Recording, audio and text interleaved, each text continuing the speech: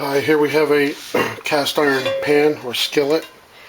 That white stuff is just salt. It's made in the U.S. It's very heavy.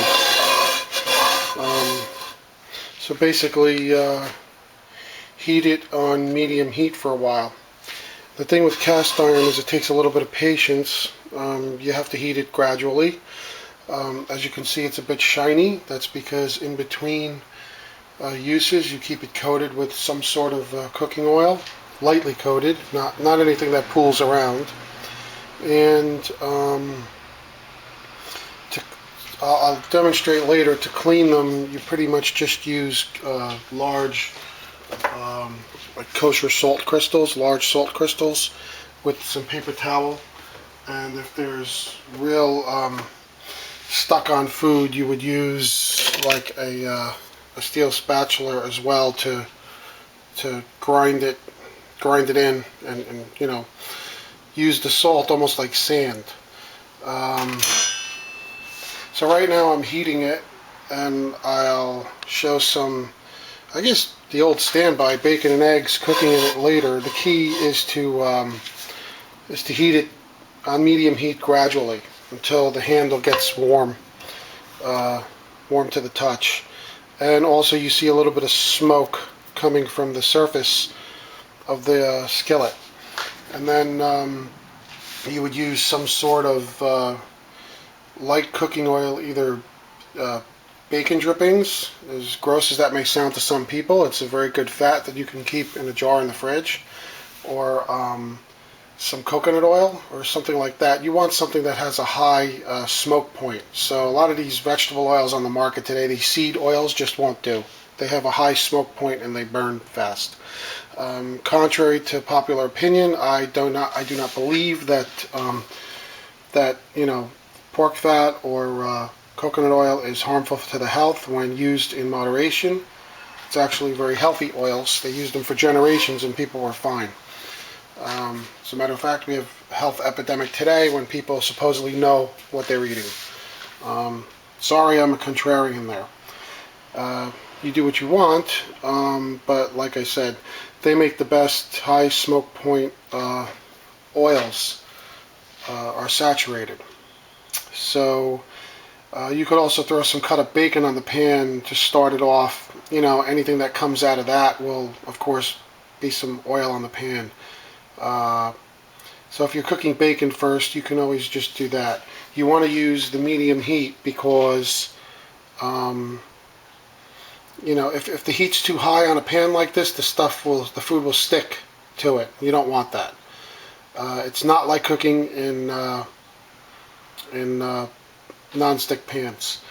Also, with time, it builds up a seasoning surface on the pan, and it will become sort of a non-stick. But again, there are rules you have to follow, one of which is heat gradually, cook on lower heat once the food's on the pan, because the heat radiates through the cast iron. Cast iron doesn't have any crazy chemicals on it like the non-sticks do. And when the non-sticks get chipped, and over time, you know, most people don't replace them the way they should, those chemicals are leaching into their food. It's been said formaldehyde and other nasty chemicals get into your food. So it's better to switch to cast iron if you can. I know it's not always practical. If you do have non-sticks, keep the non-sticks non-chipped by using plastic utensils on them. But once they get chipped and everything, throw them away and replace them. But anyway, that's another day. This is about cast iron.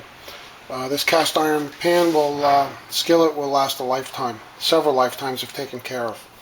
So I'll get back later. I don't know if you can see it. There's a little bit of smoke coming off the pan, the skillet. It's been on for a few minutes now, maybe about 5 minutes. I'm going to start it off with a piece of bacon here. See, it should sizzle like that when you put it on. It should be hot enough for that. So, you know, I mean, it seems basic, yeah, bacon in a pan, but again, a lot of people don't have any experience with cast iron. I know I didn't. And I like cutting them in half. I do suggest cutting your bacon in these little half slices because you can move them around easier. And if you have the long slices, I'll tell you, on cast iron, the stuff in the center cooks faster, so you'll end up with crispier centers and soggier ends. Whereas with the smaller pieces, you can move them around from the center to the outside as you cook them, and they'll cook evenly. But the tips there, don't let the gift horse in the mouth because it goes far.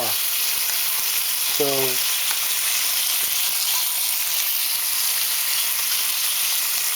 get a lot on there. So I didn't need to put any grease in the pan. If I were just cooking eggs, I'd say throw some sort of coconut oil or bacon drippings or something in the pan to get it started. With bacon, you don't have to do that because it creates its own fat as it cooks. And actually, you can pour off the excess fat before you cook your eggs or whatever you're going to cook next, if anything, because you don't really need all of that.